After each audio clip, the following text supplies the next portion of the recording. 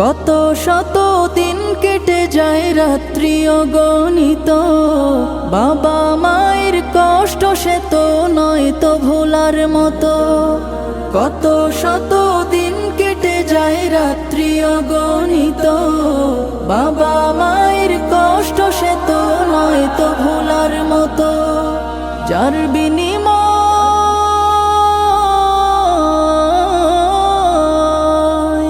যার বিনিময় কণ্ঠে ফোটে পাক হরফের গান, যাদের বুকের মানিক হলো হাফেজে কুরআন, হাফেজে কুরআন, হাফেজে কুরআন।